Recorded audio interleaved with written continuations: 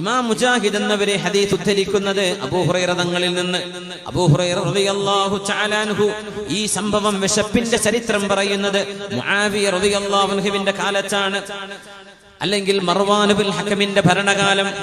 ആ സമയത്ത് ഇസ്ലാമിക ലോകത്തേക്ക് നല്ല വസ്ത്രം, നല്ല ഭക്ഷണം എല്ലാം ഇഷ്ടം പോലെ കടന്നു വരുന്നു. മഹാനായ അബൂ ഹുറൈറ തങ്ങൾ പറയുമായിരുന്നു, അന കുൻതു അഹ്വി ബൈനൽ മിംബരി വബൈനൽ മസ്ജിദി മിൻ കസറത്തിൽ ജൂഅ. ഹബീബായ നബിയുടെ വീടിന്റെയും നബി തങ്ങളുടെ മിമ്പറിന്റെയും ഇടയിൽ ഞാൻ ബോധം കെട്ട് വീഴാറുണ്ടായിരുന്നു. ഈ സംഭവം പറയുമ്പോ മുആവിയ റളിയല്ലാഹു അൻഹുവിന് അധികാരം കയ്യിലുണ്ടായ കാലമാണ്. ഒരാൾ കഴിഞ്ഞ കാലം ഓർത്തെടുക്കുന്നത് നല്ലതാണ്. എത്രയോ നിഅമത്ത് അല്ലാഹു നമുക്ക് നൽകുമ്പോ, മുമ്പ് ഒരു നേരത്തെ കഞ്ഞിക്ക് വേണ്ടി വകയില്ലാതെ എന്റെ ഉമ്മയൊക്കെ കഷ്ടപ്പെട്ടിട്ടുണ്ട് എന്ന്, അല്ലെങ്കിൽ വാപ്പ കഷ്ടപ്പെട്ടിട്ടുണ്ട്, ഞങ്ങൾ വിശപ്പടക്കാൻ കഴിയാതെ ഞങ്ങൾ വാവിട്ട് കരഞ്ഞിട്ടുണ്ടെന്ന് പഴയകാല ചരിത്രം പറയുന്ന ആളുകളെ നമുക്ക് കാണാൻ കഴിയും. അതൊരു നല്ല കാര്യം ഓർത്തെടുക്കുന്നത്.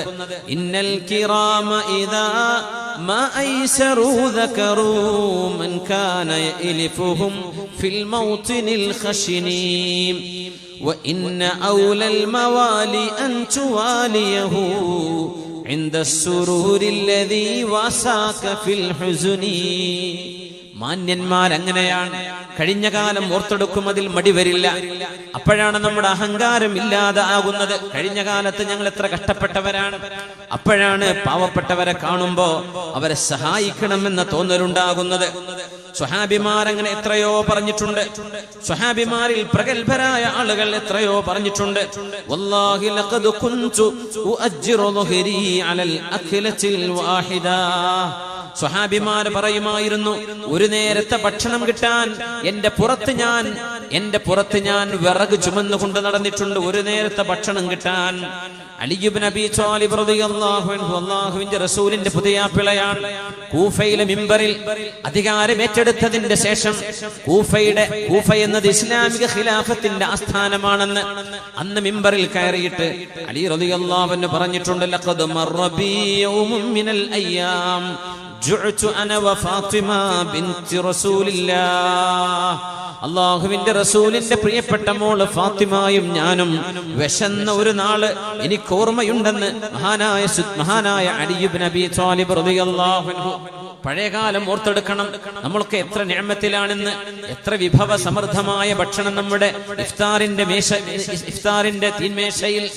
അത്താഴത്തിന് ഭക്ഷണത്തിന്റെ കൂടുതലല്ലാതെ കുറവുള്ളല്ലോ. എത്രയെത്ര നിഅമത്താ നമ്മൾ അനുഭവിക്കുന്നത്. കഴിഞ്ഞ കാലത്തൊന്ന് ഓർക്കുക റബ്ബേ, അന്നത്തെ നോമ്പ് എങ്ങനെയായിരുന്നു, അന്നത്തെ ഇഫ്താർ എന്തായിരുന്നു, അന്നത്തെ അത്താഴം എന്തായിരുന്നു, എത്ര കഷ്ടപ്പാടുണ്ടായിരുന്നു. ഇതോർക്കുമ്പോ അല്ലാഹു നമുക്ക് ചെയ്ത നിഅമത്തുകളെ നമുക്ക് അതിന്റെ വില മനസ്സിലാകും. മഹാനായ അലി റളിയല്ലാഹു തആല അൻഹു വിശന്ന ഒരു ചരിത്രം മിമ്പറിൽ കയറി പറയുന്നു, പരിശുദ്ധമായ കൂഫയിലെ പള്ളിയുടെ മിമ്പറിൽ. എന്നിട്ട് പറഞ്ഞു, ഒരു ജൂതനെ ഞാൻ കണ്ടു. ആ ജൂതൻ ഒരു ഒട്ടകപ്പുറത്ത് മദീനയിലൂടെ യാത്ര പോകുമ്പോ അയാളുടെ തോട്ടം ലക്ഷ്യമാക്കി ഞാനും നടന്നു. ഒന്നുമല്ല, അയാളുടെ തോട്ടത്തിൽ വെള്ളം കോരി ഒഴിച്ചു കൊടുത്താൽ ഒരു കൈ നിറയെ എത്ര തവണയാണോ വെള്ളം ഒഴിച്ചത്, എത്ര ബക്കറ്റ് വെള്ളം കോരിയിട്ടുണ്ടോ, ഒരു ബക്കറ്റിന് ഒരു കാരക്ക. അലി റളിയല്ലാഹു അൻഹു പറയുമായിരുന്നു, കാരക്കകളെ ഏറ്റവും സ്ഥാനം കുറഞ്ഞ വളരെ മോശമായ കാരക്ക കൊണ്ടുപോലും വയറ് നിറക്കാൻ കഴിയാത്തൊരു കാലം ഞങ്ങൾക്ക് കഴിഞ്ഞു പോയിട്ടുണ്ട്. അല്ലാഹു ഇപ്പൊ നിഅമത്ത് തന്നു, പക്ഷേ കഷ്ടപ്പാടിന്റെ കാലമുണ്ടായിട്ടുണ്ട്. അന്ന് ആ ജൂതന്റെ ഒട്ടകപ്പുറത്ത് അയാൾ തോട്ടത്തിലേക്ക് ചെന്നപ്പോ തോട്ടത്തിലേക്ക് ഒഴുകുന്ന ഒരു ഓവുചാലിന്റെ ഉള്ളിലൂടെ ഞാൻ കടന്നു ചെന്നു. എന്നോട് ചോദിച്ചു, നിങ്ങൾ എങ്ങനെയാണ് ഇങ്ങോട്ട് കടന്നത്? ഞാൻ പറഞ്ഞു, ഞാൻ കുനിഞ്ഞു പോന്നു. എന്തിന് വന്നു?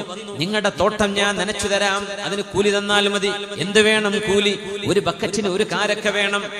അങ്ങനെ ദൂരെ നിന്ന് കിണറിൽ നിന്ന് വെള്ളം കൊണ്ടുവന്നിട്ട് ആ തോട്ടത്തിലെ മുഴുവൻ മരങ്ങളും നനച്ചു കൊടുത്തിട്ട് ഏതാനും കാരക്കകൾ ഒരു കൈക്കുമ്പിളിൽ കിട്ടിയപ്പോ സന്തോഷത്തോടെ കൊണ്ടുകൊടുക്കുന്നത് ആർക്കാണെന്നറിയുമോ? തന്റെ പ്രിയപ്പെട്ട ഭാര്യയായ ഫാത്തിമ ബീവിയുടെ ഉപ്പ അഷ്റഫുൽ ഖൽഖ് റസൂലുള്ളാഹ് സ്വല്ലല്ലാഹു അലൈഹി വസല്ലം ആ പരിശുദ്ധമായ കൈകളാൽ അധ്വാനിച്ചുണ്ടാക്കിയ കാരക്കയുമായി ഹബീബിന്റെ മുമ്പിലേക്ക് ചെന്നപ്പോ ഫതബസ്സമ ഫതബസ്സമ വദഅലി, മുത്തനബി തങ്ങൾ ചിരിക്കുകയും എനിക്ക് വേണ്ടി ദുആ ചെയ്യുകയും ചെയ്തു. എന്നിട്ട് ആ കാരക്കയിൽ നിന്ന് ഹബീബായ നബി തങ്ങൾ തിന്നു. എന്നിട്ട് ഫാത്തിമ ബീവിക്ക് ഞാനത് കൊണ്ടുപോയി കൊടുത്തു. ഫബാറകല്ലാഹു ഫീ ദാലിക തംർ, ആ ഒരു പിടി കാരക്കയിൽ അല്ലാഹു ഞങ്ങൾക്ക് ബറക്കത്ത് തന്നു. അത് ഹബീബ് തിന്ന കാരക്കയാണ്. അതുകൊണ്ട് ഫകഫാനാ റിദ്ഹം മിനസ് സമൻ, ഒരുപാട് കാലം ഞങ്ങൾക്ക് ആ കാരക്ക മതിയായിരുന്നു എന്ന് അലി ഇബ്നു അബീ ത്വാലിബ് റളിയല്ലാഹു തആല അൻഹു. അങ്ങനെ ഒരു കഷ്ടപ്പാടിന്റെ ചരിത്രം ഉമർ എന്നവർ പറയുന്നുണ്ട്, സഅദ് റളിയല്ലാഹു അൻഹു പറയുന്നുണ്ട്, സ്വഹാബിമാരൊക്കെ അയവിറക്കാറുണ്ട്. മഹാനായ അബൂ ഹുറൈറ റളിയല്ലാഹു അൻഹുവിന്റെ ഈ വിശപ്പിന്റെ ചരിത്രം, ഒരു വിശപ്പിന്റെ ചരിത്രം എന്നതാണ് നമ്മുടെ വിഷയം തന്നെ. ഈ ചരിത്രം അബൂ ഹുറൈറ തങ്ങൾ ഓർക്കുന്നത് മുആവിയ തങ്ങളുടെ ഭരണകാലത്തും മർവാൻ ഇബ്നുൽ ഹക്കമിന്റെ ഭരണകാലത്തും ബനു അബ്ബാസികളുടെ കാലത്ത്, അധികാരം കൈയാളുന്ന കാലത്ത്, ഇഷ്ടം പോലെ ഭക്ഷണം വന്ന കാലത്ത് അബൂ ഹുറൈറ തങ്ങളെ നമുക്ക് പരിചയപ്പെടണം. ഹബീബിന്റെ സ്വഹാബിയാണ്. ജബലുസ്സുറാത്തിൽ നിന്ന്, അർദു സഹറാനിൽ നിന്ന് ഹബീബായ നബി തങ്ങളെ കാണാനും മുത്ത് നബി തങ്ങളുടെ അടുക്കത്ത് വന്ന് ദീൻ പഠിക്കാനും വന്ന ഹബീബിന്റെ ശിഷ്യൻ. ലോകങ്ങളിൽ ഇസ്ലാം ചർച്ച ചെയ്യപ്പെടുമ്പോൾ അബൂ ഹുറൈറ തങ്ങൾ ഓർക്കപ്പെടാതെ കഴിയില്ല. അബൂ ഹുറൈറ തങ്ങളോട് മഹാനായ അബൂ ഹുറൈറ തങ്ങൾ ഈ ദീനിന് സമ്മാനിച്ച ഹദീസുകളെ മാറ്റിവെച്ചാൽ ഈ ദീനിന്റെ റുബഅോ അതിലേറെയോ നഷ്ടപ്പെട്ടു പോയേക്കും. മഹാനായ അബൂ ഹുറൈറ റളിയല്ലാഹു അൻഹു ഹബീബായ നബിയെ കാണാൻ വരുമ്പോ കൂടെ ഒരു വേലക്കാരനുണ്ടായിരുന്നു, പരിചാരകൻ. രാത്രിയിൽ തക്കം കിട്ടിയപ്പോൾ അയാൾ രക്ഷപ്പെടുകയാണ് ഉണ്ടായത്. അങ്ങനെ ഒറ്റക്ക് മുത്തുനബിയുടെ മുമ്പിലേക്ക് വന്നു സല്ലല്ലാഹു അലൈഹി വസല്ലം. അബൂ ഹുറൈറ റളിയല്ലാഹു അൻഹു രാത്രി മുത്തുനബിയുടെ അരികത്തേക്ക് വരുമ്പോ സ്വഹാബിമാർ മുഴുവനും ഹബീബിന്റെ ചുറ്റും ഒരുമിച്ച് കൂടിയിട്ടുണ്ട്. ആ പരിശുദ്ധമായ രാവിൽ അബൂ ഹുറൈറ തങ്ങൾ രണ്ട് വരി പാട്ട് പാടുകയുണ്ടായി. അലാ ലൈല അലാ ലൈലതൻ മിൻ തൂലിഹാ വഅനാഇഹാ അലാ അന്നഹാ മിൻ ദാറത്തിൽ കുഫരി അലാ അന്നഹാ മിൻ ദാറത്തിൽ കുഫരി നജ്ജതി. ഈ രാത്രിയുടെ ക്ഷീണമേ, ഈ രാത്രിയുടെ സർവമാണ് കഷ്ടപ്പാടുകളുമേ, അതെല്ലാം ഓർക്കുമ്പോൾ മുത്ത് നബിയെ കണ്ടല്ലോ. കുഫറിന്റെ അവിശ്വാസത്തിന്റെ തട്ടകത്തിൽ നിന്ന് ഈമാനിന്റെ വെളിച്ചത്തിലേക്ക് വരാൻ എനിക്ക് അല്ലാഹു അനുമതി നൽകിയല്ലോ, അത് മതി. അപ്പോഴേക്കും എന്റെ യാത്രയുടെ ക്ഷീണമെല്ലാം ഞാൻ മറന്നുപോകുന്നുവെന്ന് ഹബീബിനെ കണ്ട സന്തോഷത്തിൽ മഹാനായ അബൂ ഹുറൈറ റളിയല്ലാഹു തആല അൻഹു മുത്തുനബിയുടെ മുഖത്തേക്ക് ഇങ്ങനെ നോക്കി നിന്നു. ആ സ്വഹാബി, ഹബീബിന്റെ മുൻപല്ലിൽ നിന്നും വെളിച്ചം വരുന്നുണ്ട്.